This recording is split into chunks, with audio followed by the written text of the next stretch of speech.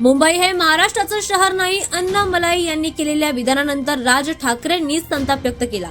दरम्यान महानगरपालिका निवडणुकांच्या वातावरणात आता भाजपाने उत्तर भारतीयांना आकर्षित करण्यासाठी रवी किशन, मैथिली ठाकूर यांना मुंबईमध्ये बोलवलं, तर त्यासोबतच तमिळनाडूमधील भाजपचे प्रदेशाध्यक्ष अण्णामलाई यांना धारावीमध्ये प्रचारासाठी बोलवण्यात आलं होतं. आणि या दरम्यान प्रचारामध्ये अण्णामलाई यांनी केलेलं विधान सध्या चर्चेत आहे आणि त्यामुळे राजकीय वातावरण देखील तापल्याचं पाहायला मिळतंय.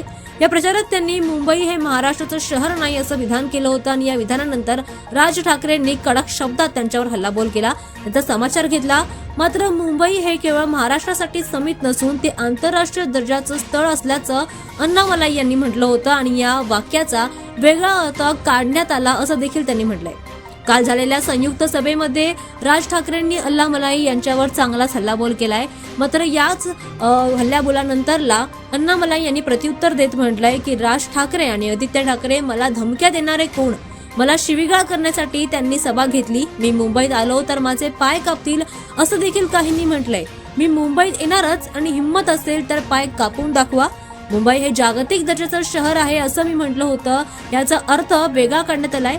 याचा अर्थ मुंबई उभारण्यात महाराष्ट्रीयन लोकांचा काहीच वाटा नाही का, असं होतो का, असं त्यांनी म्हटलंय. अशा कडक शब्दांमध्ये त्यांनी आता ठाकरेंवर पलटवार केल्याचं पाहायला मिळतंय. दरम्यान महानगरपालिका निवडणुकांच्या वातावरणात आता राज ठाकरे आणि अण्णामलाई यांचा वाद जोर धरतानाचा पाहायला मिळतंय. या वादामुळे आता राजकीय वातावरण देखील तापल्याचं पाहायला मिळतंय.